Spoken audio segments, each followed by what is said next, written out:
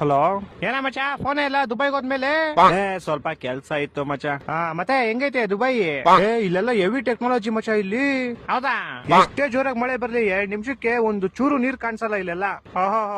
ಮತ್ತೆ ಮಚ ಅಲ್ಲೆಲ್ಲ ಹೆಂಗೆ ಮಳೆ ಬಂದ್ರೆ? ಇಲ್ಲೂ ಅಷ್ಟೇ ಮಚ ಸೇಮ್. ಹೌದಾ? ಎಷ್ಟೇ ಜೋರಾಗಿ ಮಳೆ ಬಂದ್ರು 2 ನಿಮಿಷ ರೋಡೇ ಕಾಣಿಸಲ್ಲ. ಅವಾಗ್ಲೇ ನಮ್ ಫ್ರೆಂಡ್ ಹಿಂಗೆ ಸ್ವಿಗ್ಗಿ ಮಾಡ್ತಿದ್ನಾ? ಹೋಯ್ತಾನೆ ಎದೆವರೆಗೂ ನೀರ್ ಬಂದ್ಬಿಟ್ಟೈತೆ.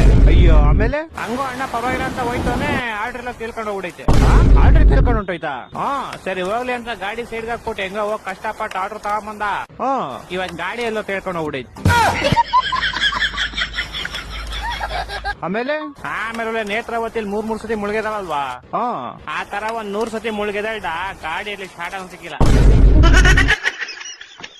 ಮತ್ತೆ ಇವಾಗ ಒಂದ್ 1 ಅವರ್ ಆದ್ಮೇಲೆ ಸಿಕ್ತಪ್ಪ ಇಲ್ಲಿ.